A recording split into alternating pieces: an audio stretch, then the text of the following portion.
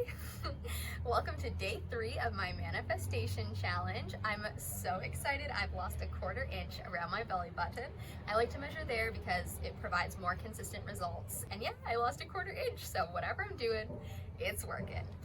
I just want to share a little bit more details about what it is that I am doing in case you're trying to follow along. So what I've identified as the most important things is I've let go of all my stress. I'm not stressing about not being at the destination. I'm not stressing about how it's gonna come or anything like that.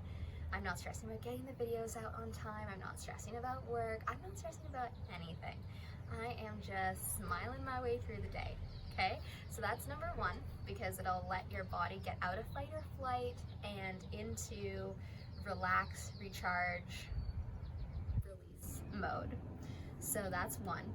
2 is that I've been getting 1 hour of like breath intensive cardio in every day.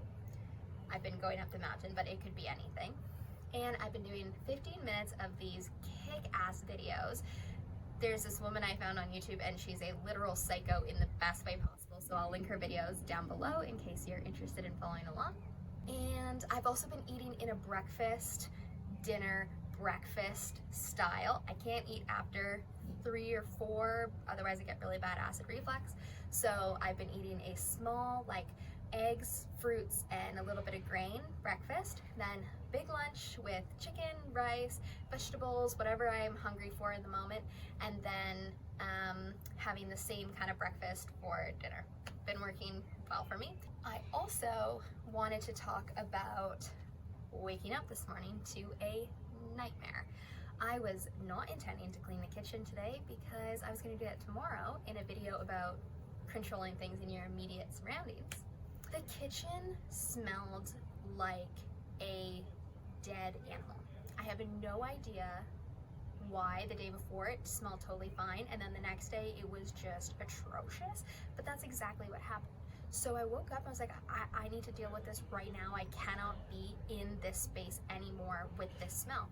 We tore the entire kitchen apart trying to find the source of it. We went into every cupboard. We smelled everything in the kitchen trying to find it. And the last thing that we did was pull out the fridge thinking, okay, maybe something fell behind there.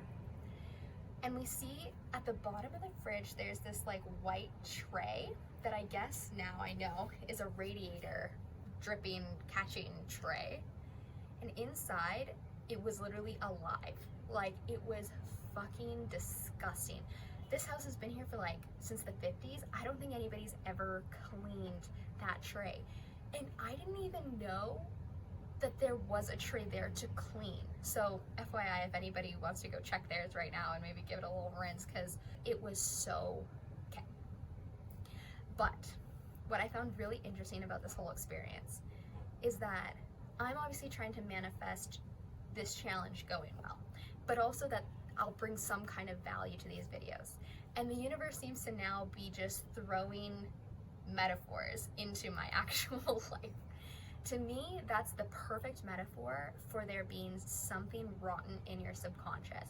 You might not even know it, and then one day, it just shows its head, and it ruins something for you. It ruins a day, it ruins a date, it ruins a relationship, because it's been there festering this whole time, and it's not your fault. You didn't know it was there. But when you find it, and when it does show itself, it's your responsibility to hunt it down and destroy it. Wash it out, get it down the drain, have a clean, fresh one, and then sprinkle some cinnamon in it. That's what I did with the actual fridge tray, because fun fact, cinnamon is an anti-mold. And also I was thinking, if it could make something smell this bad, maybe it could also smell super great. So don't just get rid of the gross thing from your subconscious. Try to take it 1 or 2 steps further and make it a beautiful part of yourself, a vulnerable but beautiful part.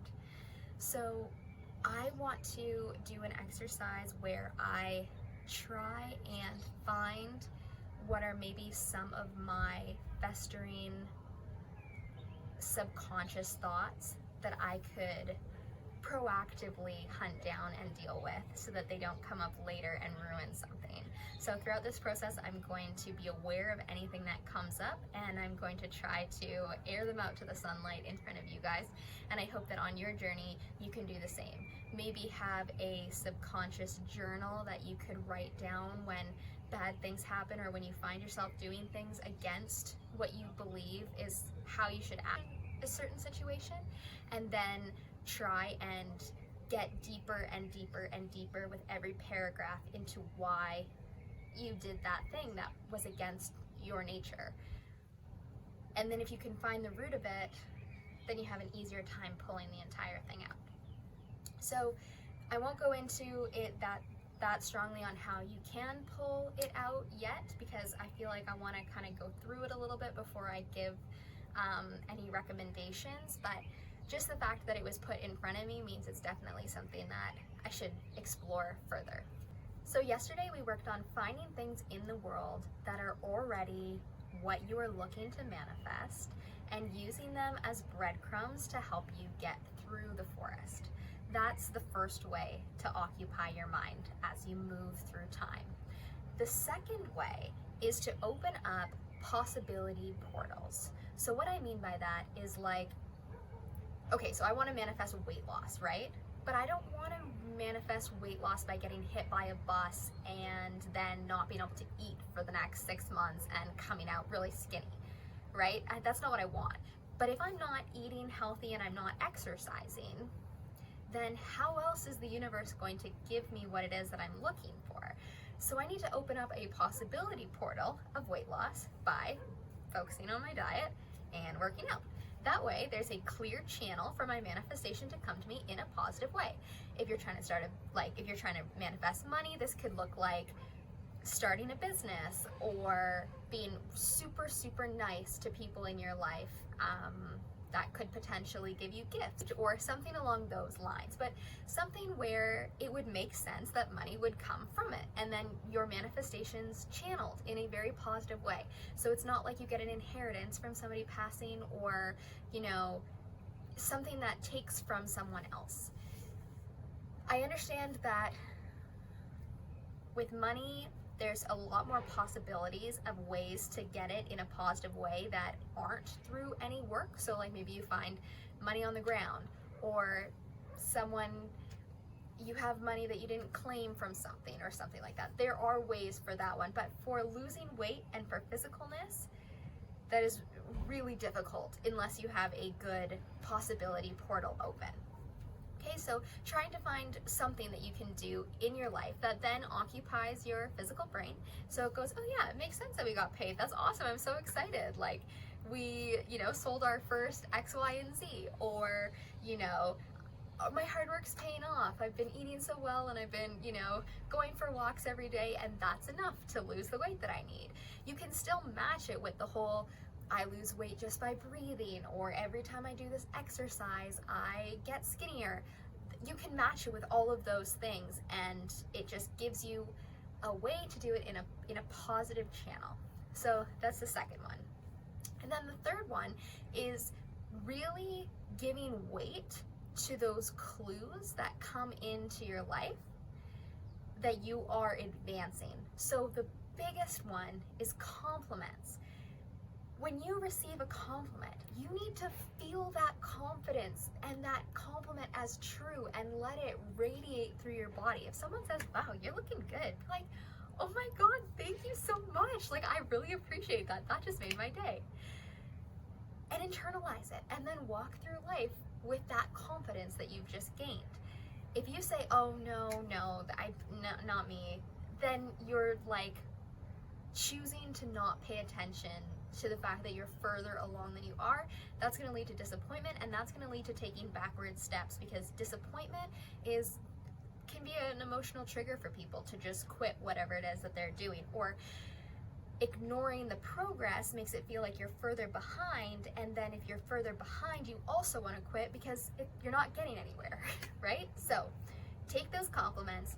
And if you have a hard time taking a compliment without giving one right away, but you also really want to give genuine compliments, my advice is to get comfortable and with complimenting people whenever you see it. So don't wait for a compliment or anything. Try to train your brain to give out genuine compliments whenever you see something that you like. That way, you don't feel like you necessarily need to do it back immediately, and you just know that naturally you'll be giving them 3 more next week, and you already gave them 3 the previous week, and so everything evens out in the wash. And with that, you'll also get a lot more genuine compliments because people feel more comfortable around you, and so you'll get a chance to hear about your progress even from people who may be like a little bit more shy or reserved. So I think compliments is such a beautiful icon. So yeah, peace, love, and magic, guys.